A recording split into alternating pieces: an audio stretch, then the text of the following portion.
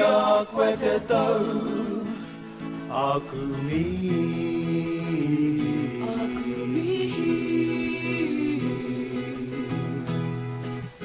a kwa haere koe ki hea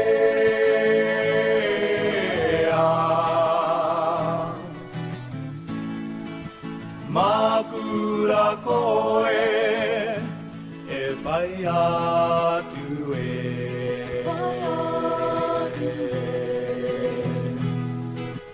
ko taku aroha ka utonu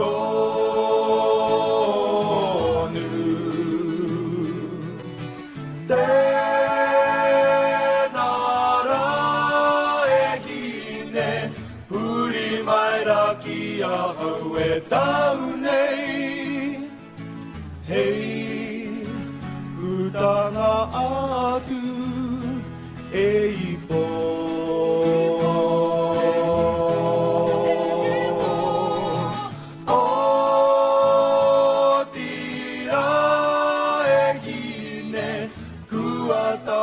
ke tēne tinana au e ki te aroha e ipo.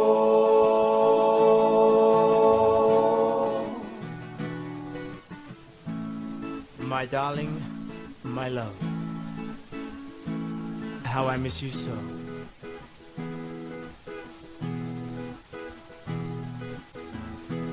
Wherever you are, wherever you go, I'll always be there, ever close to you.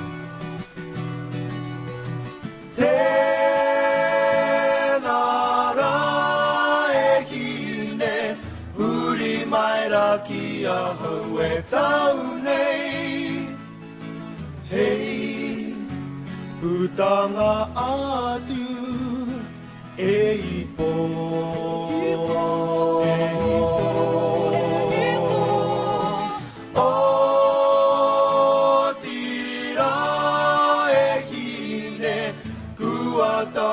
Ke tēne tinana au e ki te aroha e ipo ki te aroha e ipo.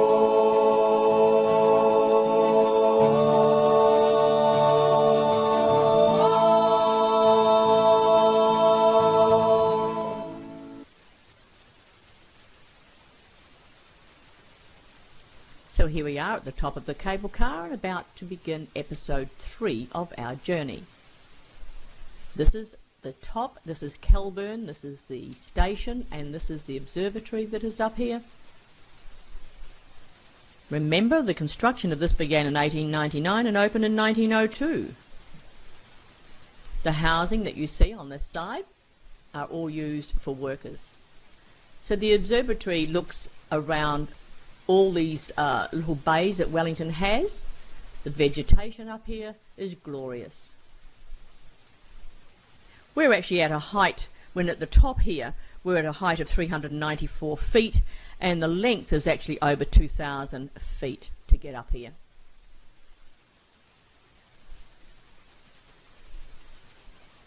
The Wellington cable car starts down in the city at Lambton Quay, which is a main shopping centre, and runs all the way up to Kelburn.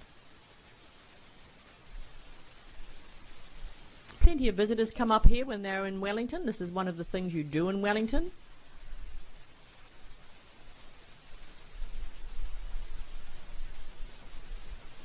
They've actually done this up very, very nice. In the early days it was nothing like this.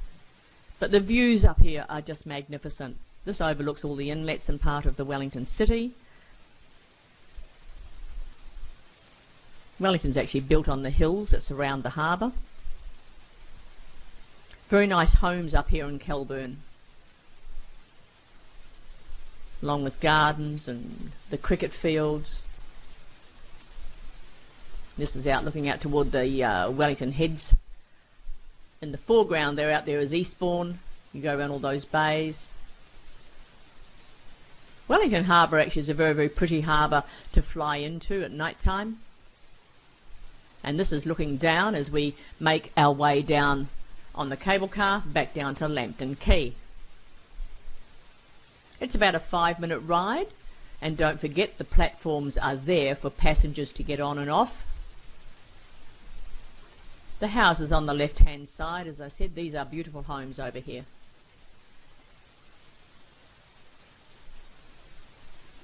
We're just making our way down, so just enjoy the trip coming down.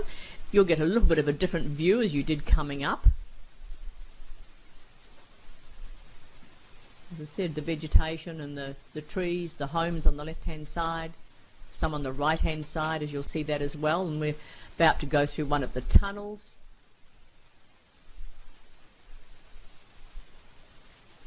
And this is a view from the front of the cable car going down. You would have seen this coming up. Remember, they've got all these pretty lights in the tunnels, take away the bareness, I guess, of the concrete walls.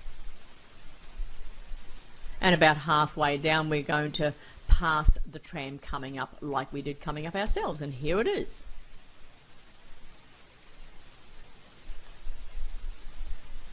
It's quite picturesque. But as a transport system for the people in Kelburn, rather than driving and going to work, coming back every day, this is a great system. Remembering that Wellington, like most countries in the world, had a fleet of trams. And now, of course, trams have gone, cars are on the road. So this is really an important part of the system to service the workers.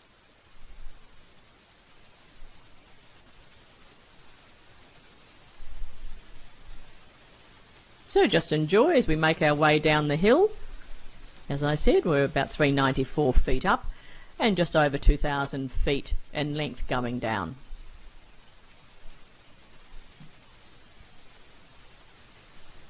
So the cable car is actually called a funicular railway in Wellington.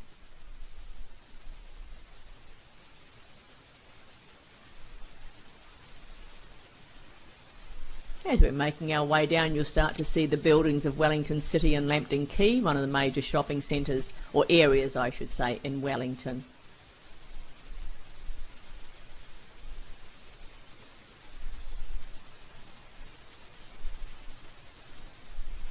Because Wellington is regarded as the most windy city in the world, at times even at the at the height of 394 feet, it can be extremely windy up there.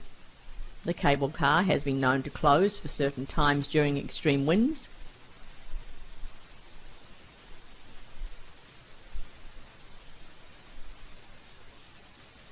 And here we are coming into the station at Lambton Quay, which completes our ride on the Wellington cable car.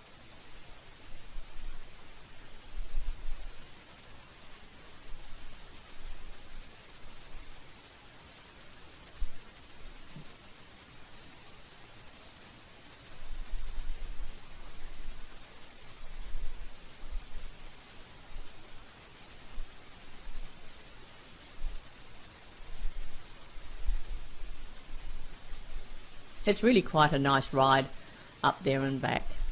And as I said, beautiful views from at the top of Kelburn. And there's our driver.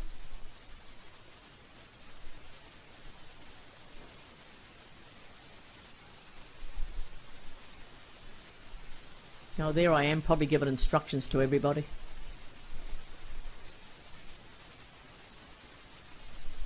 You need to keep your tickets to get on this railway system, and then also to get off.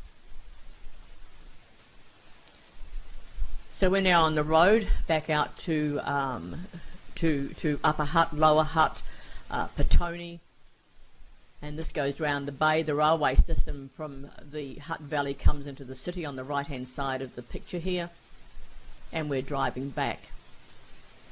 It's been a nice day in Wellington,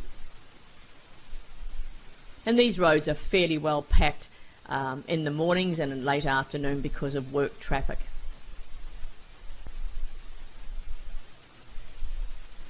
.80 kilometres an hour is a speed limit at this stage.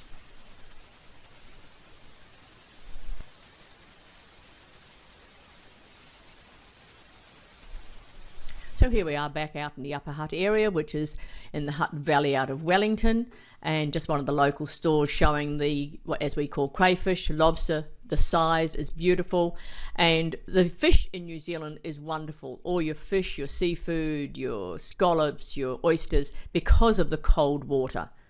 Really, really nice fish. Even the local fish and chip shops have beautiful fish.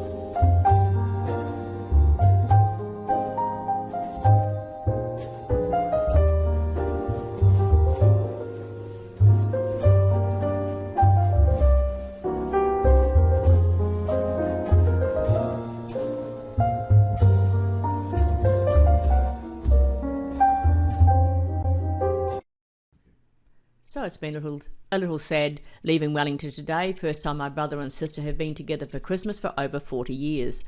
And also my dear sister-in-law, who's battling cancer at the moment. But we're on our way out of Wellington.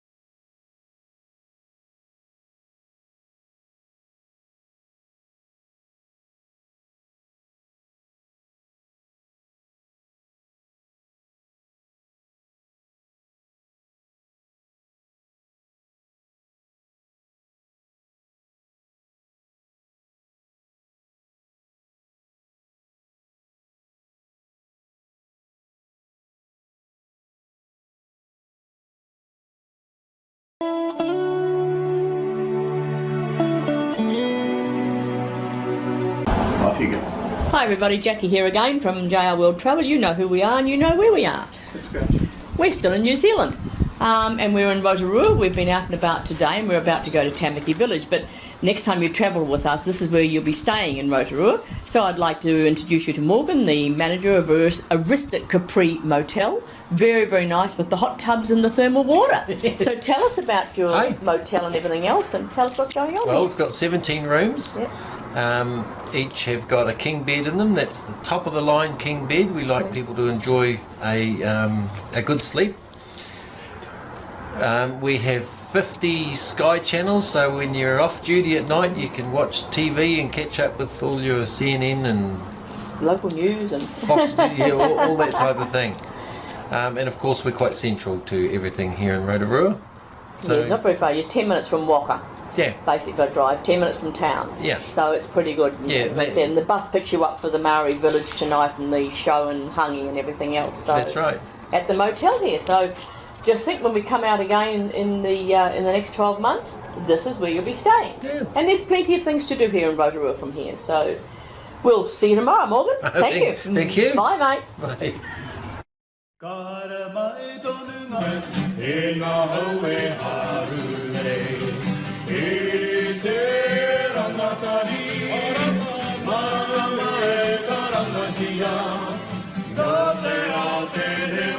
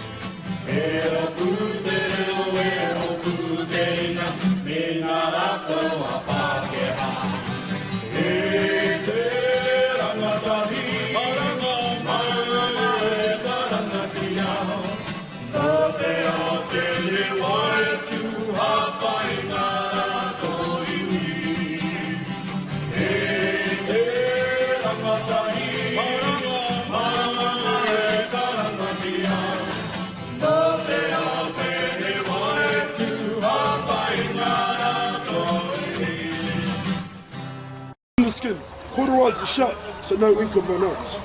The painful method is our people did lose a lot of blood and they also lost their lives on the myth of the artist whilst receiving the markings of our people.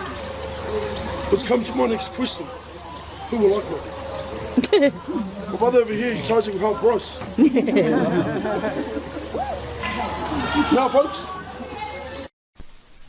So we're actually in a place called Tamaki Village, which is a reproduction of a real Maori village started by two brothers. Unfortunately, one of those brothers died. This is the canoe that you saw at the beginning, and they take us to the different parts of this village, to their different houses, and they tell us about what village life used to be. Fairly harsh back in those days, but this is a really nice creation and a great tourist spot to come to when you are in New Zealand and in Rotorua area.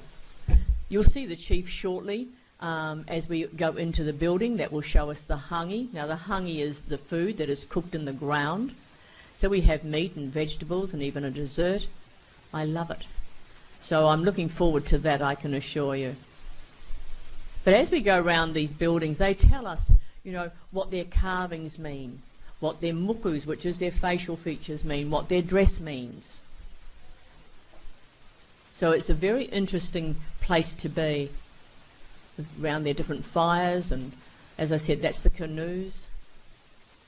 The Maoris came down from, as I said, Polynesia, and they came down in their canoes. There's plenty of Maori tradition, there's plenty of Maori myth. Like any other culture that is probably not our culture, always interesting. He's just explaining about his dress and what they did in the village. So the next clip is going to show you inside where the hangi is going to be brought up for us to see. We'll go on to a show and then we'll go and have the feast. Set in just out on the outskirts of Rotorua, the bus picks you up from your hotel and takes you there. This is the evening, so we get picked up about 4, 5 o'clock, and we're back about, I think, about 8 or 8:30 at night time, all going well. One of the highlights of your trips to Rotorua. And there's always the challenge, of course, which is the Maori haka, and you will also see that. And you see that in all the football shows and, you know, all the rugby. So we're about to just about finish our little tour with this gentleman, and we are going to be off inside to see the hangi come up by the chief. And all those sorts of things. A few tips on how to cook your very own hangi. The first thing that you need is a backyard. And if you don't have one of those, just go next door and use your neighbour's. That's right. You'll be fine. Dig a hole or a pit, 1.5 metres wide, 1 metre deep, depending on how many people you're catering for. On top of this hole you stack wood, right? And on top of your wood you place geothermal or volcanic rocks, which I'm sure you all have lying around at home somewhere. Now, you burn the wood, wait for the wood to collapse, the rocks will fall inside of it. You then remove the ash, leaving a pit full of hot rocks. And on top of these rocks you place your food baskets. The first food basket is your meat. The meat needs to be closer to the rocks in order for what's cooked. On top of the meat goes the vegetables and whatever else you like to add inside your meal. Cover your food with wet hessian or potato sacks. When they react with the hot rocks, it creates steam that cooks your food. However, to keep the heat inside the pit, you get the dirt that we dug up, put it back on top, compact it down, leave it to sit for 3.5 to 4 hours, and by the end of that time your food should come out looking a little something like this.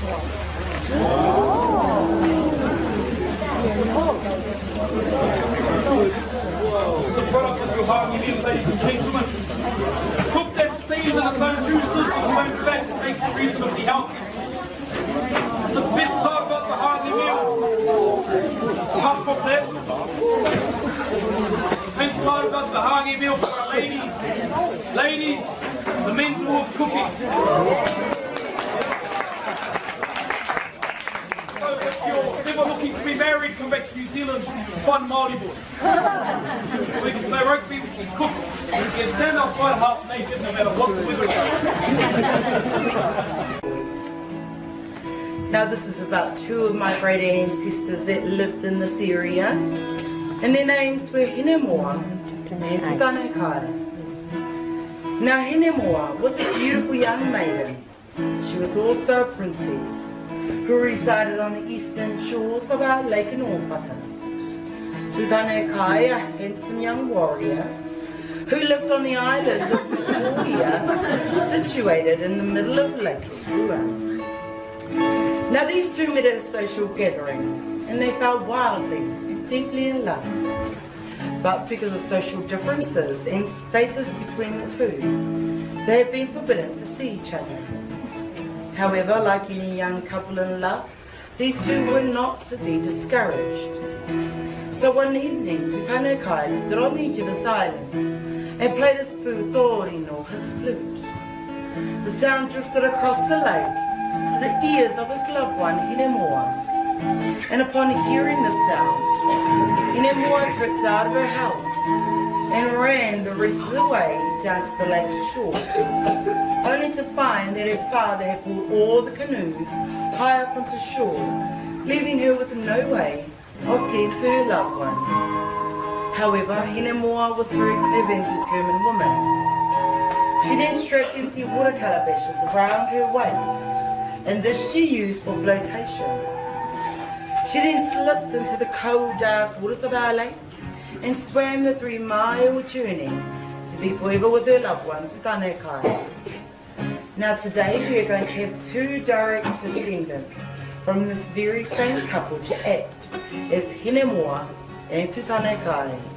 And they're going to sing one of New Zealand's famous love songs, O Kare, Kareana, Kia ora. Kia ora.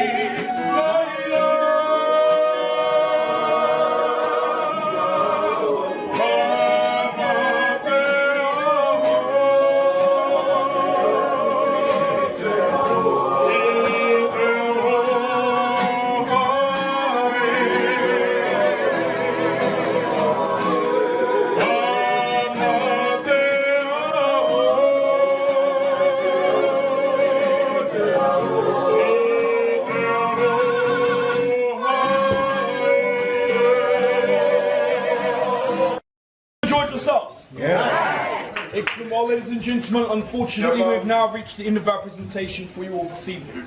Although it has been a short time, we do hope that you've captured a little bit about our people and our culture, that you can take that home and share it with your loved ones.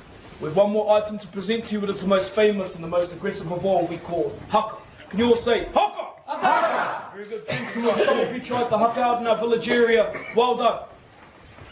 This is how it should be done. But because the haka is our final item that we have to share with you, before we let you leave this house, we'd like to leave you with a proverbial saying in our native tongue. Kia hora te marino, kia whakapapapona mu te moana, kia tere te kārohirohi i mui a koutou huarai. Translated, may the calm be widespread, may the seas glisten like our greenstone, and may the shimmer of sunlight forever dance across each and every one of your pathways until we next meet again. Ladies and gentlemen, travel safely, and always remember those two beautiful words. Kia ora! Kia ora!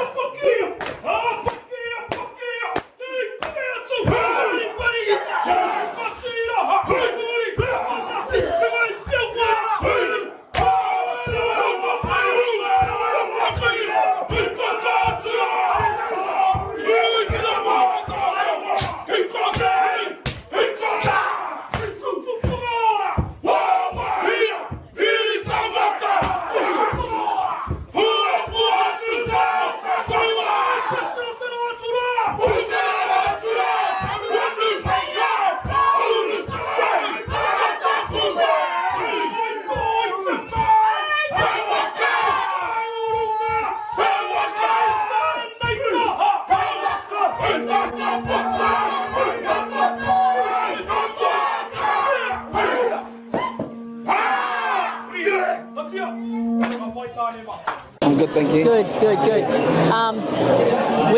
I'm from Rotorua. Oh, yeah. Yeah, but I live in the United States now, and we're travel consultants. We have a TV channel over there.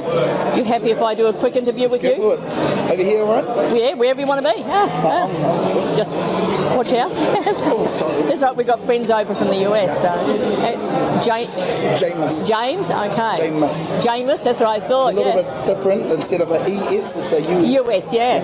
Not a traditional Maori name. No, but that's okay. Okay, you know where we are. We're in Rotorua. We've just had the hangi and the performances and everything else. So you're going to be seeing this on our TV, on Roku TV, and that's the enticement for everybody else to come out late next year. But look, I tell you who I have with me at the moment. I have James, and he's going to tell us a little bit about what goes on at Tamaki Village.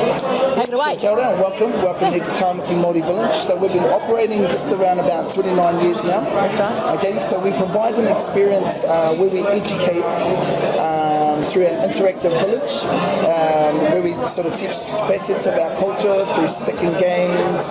And the mukus. Through the tāmuku, to the traditional carvings and things like that. But also too, then you come in and sort of learn the process on how we cook our food in days of old by using a umu or a hangi to cook in our earth oven. And then you'll come in here and then you'll feast in it and try it. You know, it's got that earthly taste. It does. We have the earthly taste, but we also have another experience for our guests where they do an overnight stay. This is what I'm looking at doing when our other group comes out and do the overnight stay. So tell them what they're going to get in an overnight stay. So with the overnight stay, you'll arrive a little bit earlier, and then it's a more of a personal and intimate experience. Yeah. So you'll arrive way earlier than the guests. You'll participate in your own welcoming ceremony, and the chief has to do a speech, and the group has to sing a song. Oh, cool. So it's that type of sharing. Yeah. And then you'll have afternoon dinner. Yep. Then straight after afternoon dinner, then we'll take you to the sleeping houses where you'll learn. That's right. Where You keep moving away. Oh, that's okay. Get in closer so the mic picks you. Yeah, this is right. Yeah. So and then we have our sleeping houses. So after that, you'll go in, you'll settle into your bedding, and then we'll explain to you the carvings and the patterns that adorn our sleeping houses. Yep. So we can sleep up to the capacity of 56. Good. 56 guests, and we like to leave it at that. Yeah. Because if we sort of congest it a little bit more, adding more guests, It's not personal. It's not personal. They've gone away from the personal touch then, yeah. So we have a little a time of sharing where we get to learn about our guests that arrive and then do the experience as well. And then straight after that, then we'll take them through different activities. We teach them how to do a song, a Maori song, and they have to perform that song at the end of dinner. Good. Yeah, Excellent. It's a bit of a little confidence boost there. It's cool. But then we also take them through their own activities as well. well through hand games, Yep. different activities that you'll get in your experience over here. Yeah, that's right. Yeah. Then you'll come in, you'll feast and the hangi meal as well. You do the experience again. Yep. But then after that, we have these two areas where we have a bonfire. We can toast marshmallows. Oh, we share okay. stories, myths and legends. Yeah, that's right. And then we also have hot tubs as well. Oh my goodness me! Yeah. Well, that's a true experience for I mean, I'm from I went to school in Rotorua, went to Waka School. Oh yeah. Yeah, and then I went off to St Mary's and things like that. But and I have a Maori stepfather, so we were brought up with the culture all the time. Actually, my husband and I lived in North Queensland, and there's a Maori guy up there, and he put 2 hangis down for us. So we immersed those people up there in the culture as well. Yeah. But I'm looking forward to bringing sort of people back to here. This is a magnificent area. The food is wonderful. I just said to our friends about the kumara. I said it's not quite like the sweet potato you're used to. This is a real sweet potato. The kumara, very different. So, all right then. Okay, James. Thank you very much, matey. I appreciate that, dear. Thank you very much. You. And all the best, and I hope to see you soon.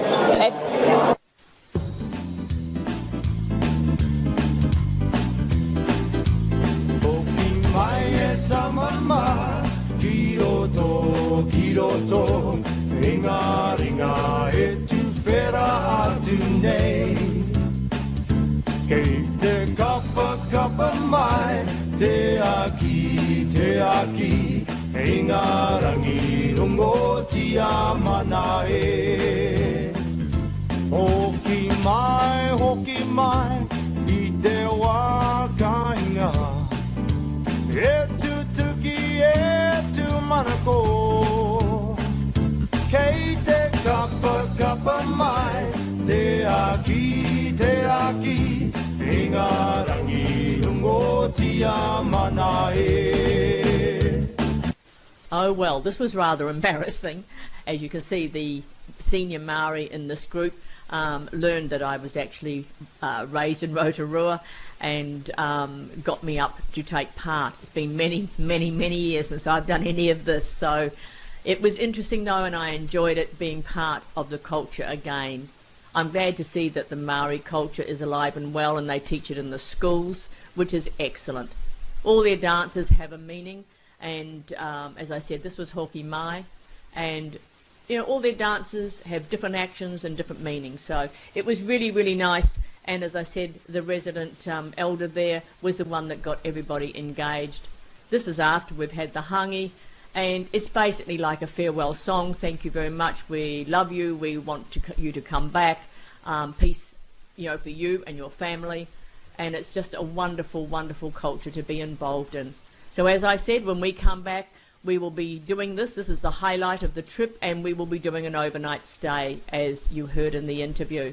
So here we are. We're about to finish, and the Maori elder is going to do the traditional Maori greeting and goodbye, which is called the hongi.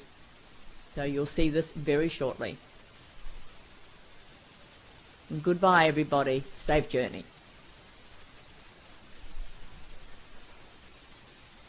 Okay,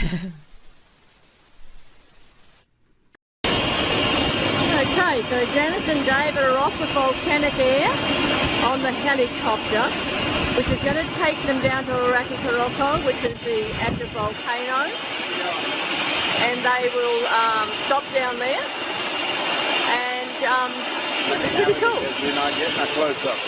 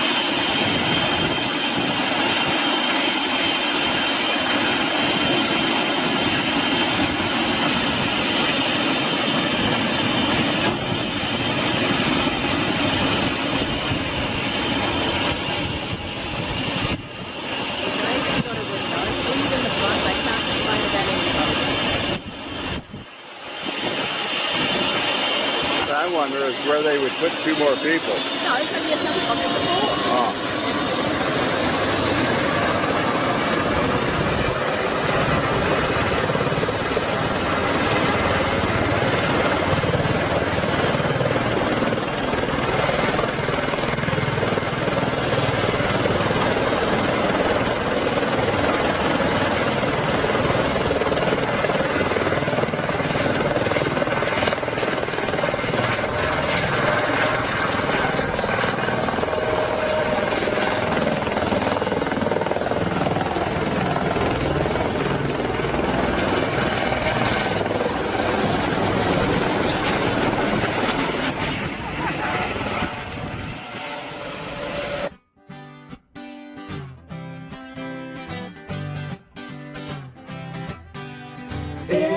Taku poe Maori aturanga iwi o te motu e papaki mai ne. Ko taku aroha me kawe ki te tau, me atu ki a hoki mai.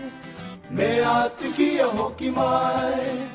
Ko tiro Maori hei ha hei, e poe atu nei hei ha hei. Hei mātaki taki ko te iwi pakeha, pati pati tō hope hei ha hei. Karawa tō hope hei ha hei. Me he manu rere ahau e. Kua rere ki tō moenga. Ki te api toti nāna aue aue. Te tautahuri mai. Haerera e hine, ki roto rua, ki rera no hoai. Kauara e hine, he ware ware, kou tōtou kumo. No rera e,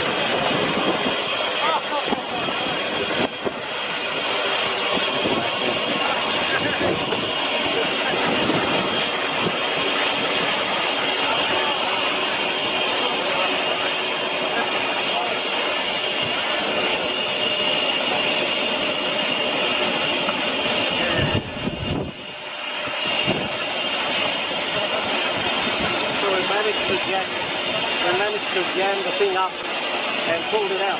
All right. A bit closer there.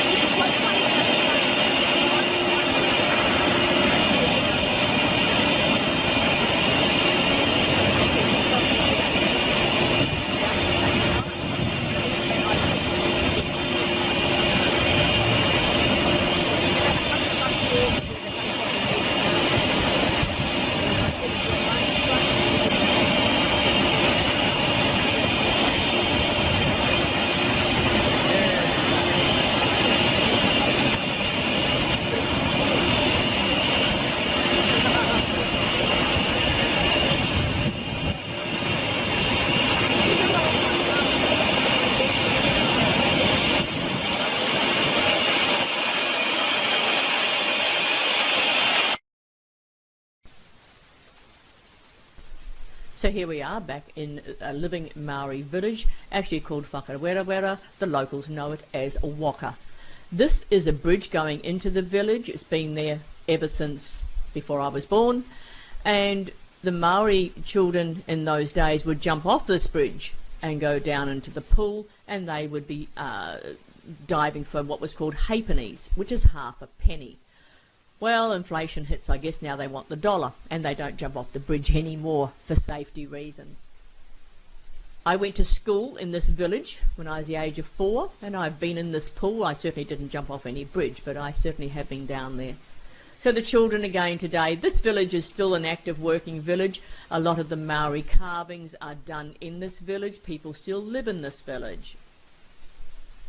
So as they've progressed through the years and they have it set up for better tourism, if you like, and you can walk, you go round, you can do a tour, and you can see the bubbling mud pools, and you'll see some of the geysers, some of the hot pools. And even outside of this village, Rotorua is full of these hot pools. So as children, freezing cold, we had friends, Maori friends, that had a pool in their backyard. We'd go down there below freezing, come back, get into bed and wake up the next morning still very warm. These hot pools are thermal pools, fabulous for your health, and plenty of sulphur around. And sulphur is also good for your health. These kids, yeah, I'm sure they they do okay on a tourist day, I can assure you. So when they pick up the money to save it, obviously, as you can see, it goes in their mouth. So this is still on the bridge. Just got chatting to some local Maori people there. I'm there with my sister and my cousin. And our clients are actually inside this village looking around and doing a tour. As I said, people still actually live in this village. It is a living, breathing, working village. Actually, the last time Ross and I were there, we came out of the village and somebody recognised me from as children, you know, from my mother and everything else. Notice the hot pool on the right-hand side of this bubbling little brook. You don't really want to be getting in those types of hot pools. It will skin you alive. Sometimes the ground has broken away. Our stepfather got severely burnt when the ground broke away from him one day, going to work, and skin grafts, and many months in hospital.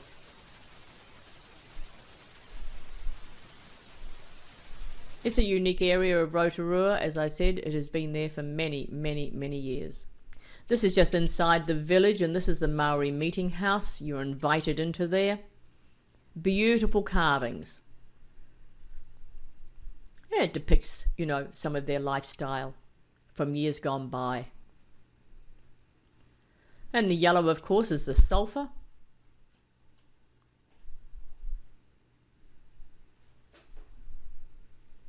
And the Maori carvings out and about in other buildings.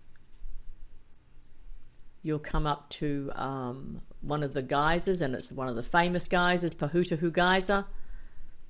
This is some of the performers that are there on a daily basis for the tourists, and they do their poi dance, and they do the haka as well, their stick dance.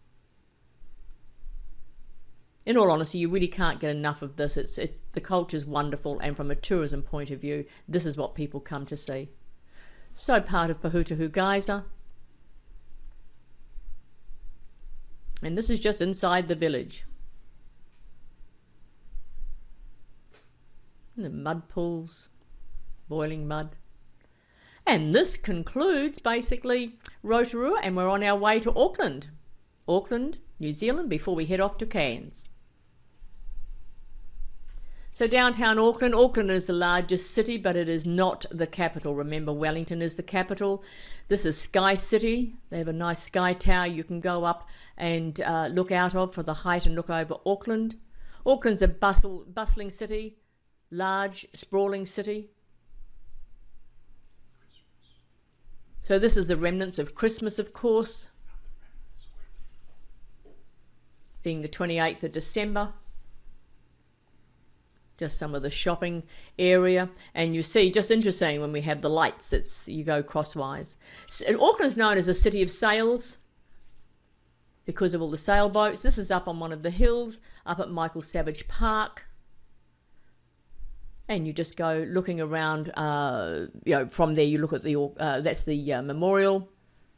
And this is just looking around the harbour part and going out to Auckland. Beautiful gardens up here.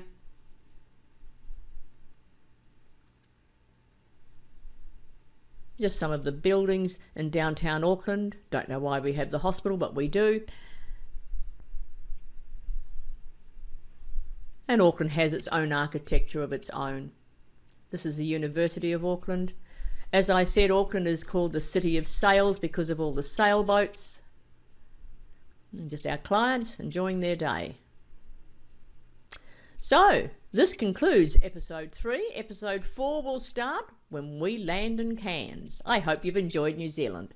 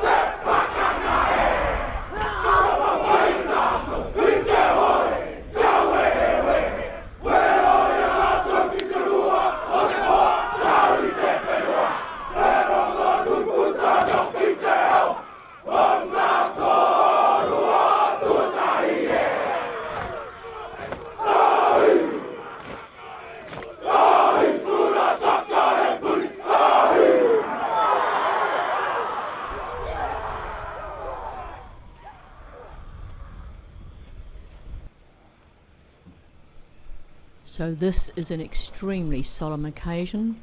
This is at one of our military bases in New Zealand, and they are honouring a fallen comrade today. So the person you see in the ghillies uniform is the ghost of the person, and the haka that they perform is to scare away any other spirits. So the parade will take them through the gates to the marae, where this person is now going to be laid to rest.